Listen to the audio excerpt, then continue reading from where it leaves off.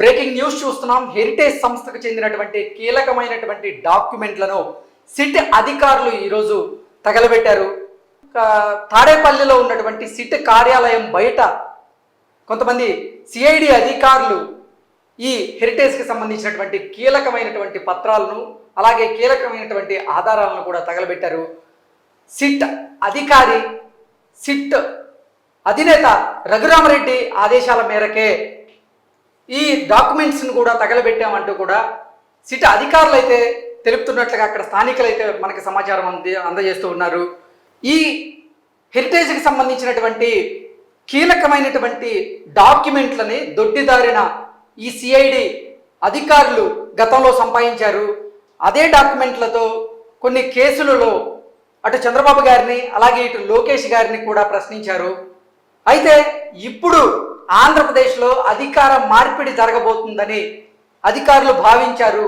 అన్ని సర్వేలు కూడా ఆ రకంగానే వస్తున్నటువంటి నేపథ్యంలో ఓటమి భయంతో ఉన్నటువంటి పార్టీలు కూడా అంటే జగన్మోహన్ రెడ్డి కూడా సిట్ అధికారులకు ఆదేశాలు జారీ చేయడంతో సిట్ అధికారులు ఇప్పుడు హెరిటేజ్కి సంబంధించినటువంటి కీలకమైనటువంటి ఆధారాలను తగలబెడుతున్నారు అంటూ కూడా ఒక వార్త ఇప్పుడు సోషల్ మీడియా వేదికగా చక్కర్లు కొడుతున్నటువంటి నేపథ్యంలో ఈ అంశానికి సంబంధించి మనతో మాట్లాడేందుకు ప్రముఖ రాజకీయ విశ్లేషకులు అంకమరావు గారు మనతో ఉన్నారు. సార్తో మాట్లాడు. Sir hi sir. హాయ్ అమ్మా. సార్, హెరిటేజ్కి సంబంధించినటువంటి కీలకమైనటువంటి ఆధారాలను డాక్యుమెంట్లను ఈరోజు సిఐడి అధికారులు తాడేపల్లి క్యాంపు కార్యాలయంలో తగలబెట్టడం ఆ దృశ్యాలు మనం చూస్తూ ఉన్నాం.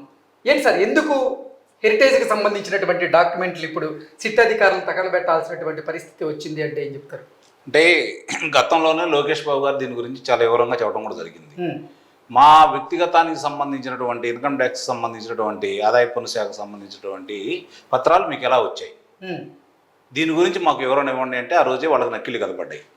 అంటే వాళ్ళు ఏదో విధంగా చంద్రబాబు నాయుడు గారిని లోకేష్ బాబు గారిని ఆ కుటుంబాన్ని ఇబ్బంది పెట్టాలనే ఉద్దేశంతో ఆయన మీద కూడా ఆధారాలు లేనిది అవన్నీ ఆధారాలు చూపిస్తే ఇబ్బంది ఉండేది కాదు. ఎలాంటి ఆధారాలు లేకుండా నిరాధారంగా ఆయన ఆ రోజు అదుపులో తీసుకోవడం కూడా జరిగింది. కాబట్టి తర్వాత అంశం లోకేష్ బాబు గారిని అదుపులో తీసుకుంటే అప్పుడు వాళ్ళకున్నటువంటి సమాచారం ఏంటంటే అప్పుడు బ్రహ్మిణి గారు భువనేశ్వరి గారు ప్రజల వద్దకు వెళ్తారనే ఉద్దేశంతో వాళ్ళను కూడా నిలువరించాలనే ఉద్దేశంతో వాళ్ళ మీద కూడా అభియోగాలు మోపాలనే ఉద్దేశంతో వాళ్ళు ఇలాంటి పత్రాలను దొంగ పత్రాలను సృష్టించుకొని చంద్రబాబు నాయుడు గారి మీద అలాగే తెలుగుదేశం పార్టీ రాష్ట్ర అధ్యక్షుడు అచ్చెన్నాయుడు గారి మీద కొల్లు రవీంద్ర గారి మీద అక్కడి నుంచి వరుసగా చూసుకుంటా ఉంటే అనంతపురం వరకు ప్రభాకర్ రెడ్డి గారి మీద మరి వాళ్ళ అబ్బాయి అస్మిత్ రెడ్డి గారి మీద ఎన్ని అభియోగాలు మోపారో ఎంత ఇబ్బంది పెట్టారో చూస్తూనే ఉన్నారు. వాళ్ళ ఉద్దేశం ఏంటంటే వీళ్ళందరి మీద ఇలాంటివి పెట్టేసి ఎన్నికలకు దూరంగా జరిగితే ఎన్నికల్లో వాళ్ళు పాల్గొనకుండా చేస్తే మనకి అదుపు ఉండదు, మనం ఎటు భయపెడుతున్నాము, బటన్ నొక్కుతున్నాము, భయపెడుతున్నాము, వాలంటీర్లు ఉన్నారు, సిట్ అధికారులు ఉన్నారు. తెలంగాణ వాళ్ళు ఇచ్చిన సూచనల మేరకు ఇద్దరు కలిసి వాళ్ళు అందరి దగ్గర కూడా ఈ మన ఫోన్ ట్యాపింగ్ దానికి సంబంధించినంతా వాళ్ళు ఇద్దరు కలిసి చేశారు. అందులో అనుమానం ఏం లేదు. ఇక్కడ చేస్తే అక్కడే చేశారు. వాళ్ళని అట్లా చేసి ఈ అధికారులందరినీ అదుపులో వాళ్ళ అదుపాయంలో పెట్టుకున్నారని నేను భావిస్తున్నాను. ఎందుకంటే వాళ్ళ సమాచారం కూడా ముందు సేకరించుకొని వాళ్ళ గుట్టుమట్లు కూడా తెలుసుకున్న తర్వాత చాలా మంది ఇందులో పనిచేస్తున్న అధికారులను చూసుకుంటా ఉంటే తెలుగుదేశం ప్రభుత్వంలో చాలా సిన్సియర్గా పనిచేశారు వాళ్ళు.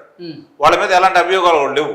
అలాంటి అధికారులు కూడా ఇక్కడ ఇలా మాట వింటున్నారు అంటే వాళ్ళకు సంబంధించిన వ్యక్తిగత సమాచారాన్ని సేకరించేసి అవి భయపెట్టి ఈ విధంగా చేశారని అయితే నేను భావిస్తున్నాను. ఇప్పుడు ఏంటయ్యా అంటే ప్రజలు వ్యతిరేకిస్తున్నారు, ప్రజలకు స్పష్టంగా అర్థమైపోయింది ప్రభుత్వం మారబోతుంది. ఈ మారే క్రమంలో ఇప్పుడు జరుగుతున్న పరిణామాలు చూసుకుంటా ఉంటే రేపు పొద్దున ఏళ్ల మెడకే చుట్టుకుంటుంది. లోకేష్ బాబు గారు ఎర్ర పుస్తకం పట్టుకొని తిరుగుతూ ఉన్నారు. అందరు అధికారుల పేర్లు, దీన్ని సహకరించినటువంటి నాయకులు ఎవరెవరైతే ఉన్నారో వాళ్ళందరి పేర్లు దాంట్లో పొందుపరిచారు. కాబట్టి రేపు పొద్దున మనకు ఇబ్బంది జరుగుతుంది.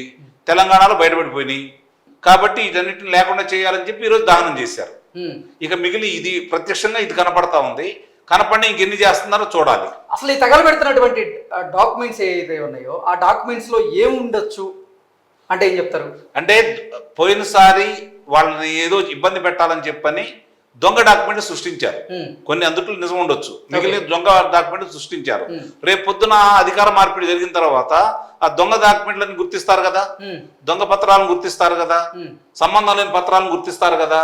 కాబట్టి దాన్ని అడ్డం పెట్టుకొని రేపు పొద్దున మా మీద చర్యలు తీసుకోకుండా ఉండటం కోసం ఈ అధికారులు, పై అధికారులు ఇప్పుడు చెప్పారు కదా కొల్లి రఘురామరెడ్డి గారు, ఆయన ద్వారా సమాచారం వచ్చేస్తే ఇప్పుడున్నటువంటి ఇక్కడ అధికారులు ఈ పని చేశారని చెప్పి మనం భావించాలి. ఓకే, అంటే గతంలో మనం చేసినటువంటి అవకతవకలన్నీ కూడా బయటకు వస్తాయి, నామరూపాలు లేకుండా వాటిని నాశనం చేయండి అంటూ కూడా జగన్మోహన్ రెడ్డి ఇటు సిఐడి చీఫ్ కొల్లు రఘురామరెడ్డి గారికి ఆయన ఆదేశాలు జారీ చేసినట్లుగా జగన్మోహన్ రెడ్డి ఇచ్చినటువంటి ఆదేశాల మేరకే ఆయన కూడా అధికారులకి, సిట్ అధికారులకి ఇటువంటి ఆదేశాలు జారీ చేసినట్టుగా, అందులో భాగంగానే ఇప్పుడు ఈ హెరిటేజ్కి సంబంధించినటువంటి కీలకమైనటువంటి డాక్యుమెంట్లని ఈ అధికారులు తగలబెడుతున్నట్లుగా కూడా వార్తలు వస్తూ ఉన్నాయి, సమాచారం అంతా ఉంది. దాంట్లో అనుమానపడాల్సిన అవసరమే లేదు, వాస్తవాలే ఉండొచ్చు.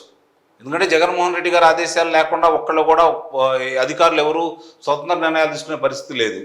అలాగే ఇప్పుడు జరుగుతున్న పరిణామాలు చూసుకుంటా ఉంటే ఎన్నికల నిబంధనలు అమల్లోకి వచ్చిన తర్వాత ఆపధర్మ ప్రభుత్వం కదా, దాన్ని నిర్వహించాల్సింది ఎవరు? సిఎస్ గారు. ఆయన ఆదేశాలతో అన్ని జరుగుతూ ఉంటాయి. అలాగే డీజీపీ గారు, వాళ్ళిద్దరు ఆదేశాలు లేకుండా ఇప్పుడు జరుగుతున్న పరిణామాలు కూడా చూసుకుంటా ఉంటే మొన్న జరిగిన ఉదంతం కూడా మీరు ఒకసారి చూసుకోండి. ఎవరైతే పెన్షన్దారులు ఉన్నారో వాళ్ళకు 3 గంటల దాకా డబ్బులు పడకపోయినా కూడా ఉదయం నుంచి హల్చల్ చేస్తూ వాళ్ళు మంచాల మీద వాళ్ళని తీసుకుని వచ్చి ఏ విధంగా ప్రచారం చేశారో చూస్తానున్నాం. ఎంతమంది చావుకు కారణం అయ్యారో చూసాం. వాళ్ళు ముందుగా ఊహించిందే ఇది. ఈ వడదెబ్బకి ఈ పండుటాకులు రాలిపోతే దాన్ని కూడా రాజకీయంగా వాడుకోవాలని ప్రయత్నం చేశారు. అసలు 29, 30వ తారీఖు నాడు, 31వ తారీఖు నాడు కూడా, ఆదివారం నాడు కూడా బ్యాంకులు పనిచేసిన సందర్భంలో ముందుగా డబ్బులు ఎందుకు తీసుకోలేదు? అది చూడాల్సిన బాధ్యత ఎవరు? సిఎస్ గారే కదా. అంగన్వాడీ కార్యకర్తలు ఉన్నారు, ఆశా వర్కర్లు ఉన్నారు, గ్రామ సచివాలయ సిబ్బంది ఉన్నారు.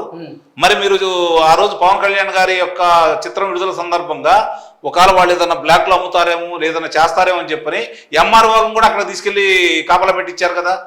అలాగే ముందు అమ్ముతూ ఉన్న సమయంలో అధ్యాపకులను అక్కడ కాపలా పెట్టారు కదా. మరి ఇప్పుడు ఈ రోజు వాళ్ళ చేత ఎందుకు చేయించలేదు? అంటే కావాలని మీరు 28వ తారీఖు నాడే సాక్షి పేపర్లోనూ, సాక్షి పత్రికల్లోనూ, సాక్షి ప్రసార మాధ్యమాల్లో చాలా స్పష్టంగా 28వ తారీఖు నాడే ప్రచురించారు కదా, 3వ తారీఖు దాకా మీకు పెన్షన్ అందవని. అంటే ముందు మీకు తెలుసు, మరి దాన్ని ఎందుకు తగు జాగ్రత్తలు తీసుకోలేదు? ముందుగా డబ్బులు ఎందుకు? అంటే డబ్బులు కూడా అయిపోగొట్టేశారు. మళ్ళీ మీరు వచ్చిన డబ్బులతోటే 1900 కోట్ల రూపాయలు సంబంధించినటువంటి కీలకమైనటువంటి డాక్యుమెంట్స్, హెరిటేజ్కి సంబంధించినటువంటి లైక్ ఐటీ రిటర్న్స్కి సంబంధించినటువంటి డాక్యుమెంట్స్, ఇవన్నీ అసలు సిఐడి పోలీసులకి ఎక్కడి నుంచి వచ్చాయి? వాళ్ళు ఇప్పుడు అంటే అధికార మార్పిడి జరుగుతుందని భావించే ఈ ఆధారాలన్నింటినీ కూడా నాశనం చేసేందుకు ప్రయత్నం చేస్తున్నారా? అందులో భాగంగానే వీటిని తగలబెడుతున్నారంటే ఏం చెప్తారు?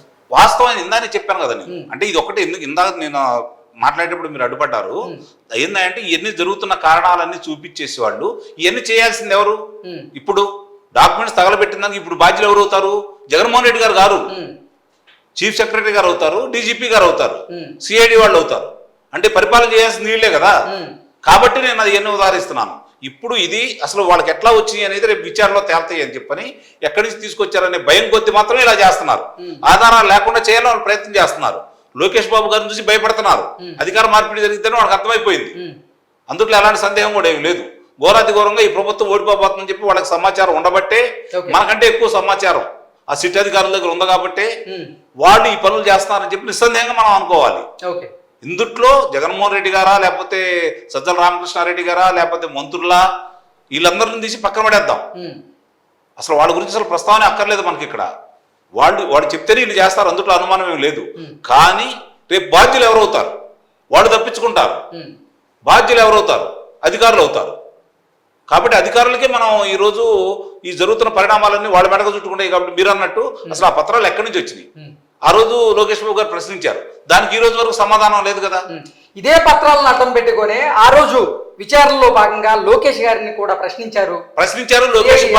లోకేష్ బాబు గారు అడిగిన దానికి సమాధానం కూడా చెప్పలేకపోయారు. అసలు ముందు ఎలా వచ్చి చెప్పండి అన్నాడు. అప్పుడే వాళ్ళు నక్కిలు కదపడ్డాయి. ఇప్పుడు వాళ్ళు దొంగతనంగా సంపాదించారు. ఎక్కడ సంపాదించారంటే వాళ్ళకున్న దాన్ని బట్టి అధికారం అడ్డం పెట్టుకుని వాళ్ళు సంపాదించారు. అందులో ఎలాంటి సందేహం కూడా లేదు. అసలు మీ దగ్గర ఎందుకు వచ్చినాయి ఈ పత్రాలు? మీ దగ్గర రావాల్సిన అవసరం ఏంటి? ఈ నాకు ఎందుకు చూపిస్తున్నారు? ఎక్కడి నుంచి వచ్చినాయి? ఎవరు ఇచ్చారు? అవి ప్రశ్నించాడనే కదా ఆ రోజుకి మళ్ళీ ముందుకెళ్లకుండా దాన్ని ఆపేశారు. ఆ విచారణ ఇంకా ముందుకెళ్లకుండా వాళ్ళు ఆపేయడానికి కారణం ఏంటంటే నక్కిలు కదపడ్డాయి అక్కడే. మనం అనుకున్నంత చిన్న వ్యక్తి కాదు లోకేష్ బాబు. సో ఇవన్నిటి కూడా మళ్ళీ చంద్రబాబు గారు కనుక అధికారంలోకి వస్తే వీటన్నింటినీ బయటికి తోడతారు అనేటువంటి ఉద్దేశంతోనే ఈ ఆధారాలను నాశనం చేసేటటువంటి ప్రయత్నం చేస్తున్నారని మనం అంతే కదా, అందులో అనుమానం ఏముంది? ఉమ్, అధికార మార్పిడి జరగబోతుంది, ఉమ్, ప్రభుత్వం మారబోతుంది. రేపు పొద్దున్న దీనికి సంబంధించిన అధికారులందరినీ లోకేష్ బాబు గారు ఆ ఎర్ర పుస్తకం పట్టుకొని తిరిగి వాళ్ళందరినీ బయటకు తీసుకురాబోతున్నాడు, శిక్షలు వేయించబోతున్నాడు, విచారణ చేయించబోతున్నాడు. కాబట్టి ఆ భయం కొద్దీ ఇప్పుడు దీనికి సంబంధించి రేపు పొద్దున అడుగుతారు కదా, ఉమ్. ఈ పత్రాలు మీరు ఎక్కడి నుంచి వచ్చినాయి, ఎందుకు మీ దగ్గర ఉండాల్సింది, వాళ్ళ వ్యక్తిగత గోప్యతకు సంబంధించి మీరు ఎందుకు తీసుకొచ్చారని చెప్పని రేపు విచారణలో అడుగుతారు కదా. అందుకోసం ఈ పత్రాలు వాళ్ళు తగలబెడుతున్నారు. Okay okay sir, thank you so much.